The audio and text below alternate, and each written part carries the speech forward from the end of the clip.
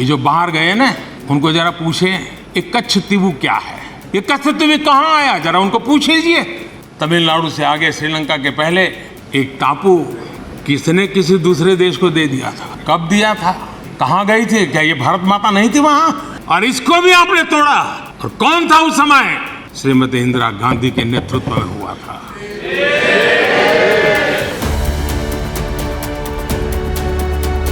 कच्छतीवु द्वीप कभी भारत का हिस्सा हुआ करता था, लेकिन इंदिरा गांधी ने इस द्वीप को श्रीलंका को दे दिया। लेकिन क्या आपको पता है कच्छतीवु द्वीप कहाँ है, क्यों है, इसका विवाद और कैसे गांधी परिवार ने खेली इस पर राजनीति? चलिए आपको बताते हैं। कच्छतीवु भारत और श्रीलंका के बीच एक छोटा सा द्वीप है। यहाँ पर कभी मद्रास के राजा का अधिकार था। भारत के रामेश्वरम से इसकी दूरी 12 मील है। यहाँ पर कोई आबादी निवास नहीं करती है, मगर इस द्वीप पर सेंट एंथनी का एक चर्च है, जिन्हें मछुआरों का देवता माना जाता है। हर साल इस चर्च में एक त्योहार भी मनाया जाता है और भारत श्रीलंका दोनों देशों के मछुआरे इसमें शिरकत करते हैं। भारत और श्रीलंका दोनों मछली पकड़ने के लिए इस द्वीप पर अपना अपना दावा करते रहे हैं।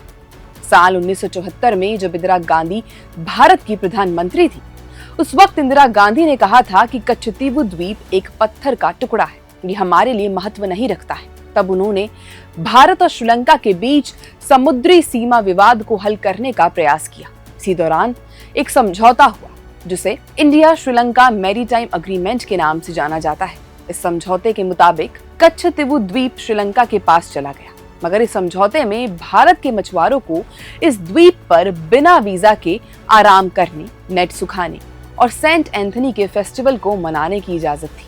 समस्या तब शुरू हुई जब भारतीय मछुआरों ने इस इलाके में मछली पकड़ना शुरू कर दिया। उसके बाद बीते 20 वर्षों में श्रीलंका की नौसेना ने 1175 नौकाओं सहित भारत के 6000 से अधिक मछुआरों को हिरासत में ले लिया।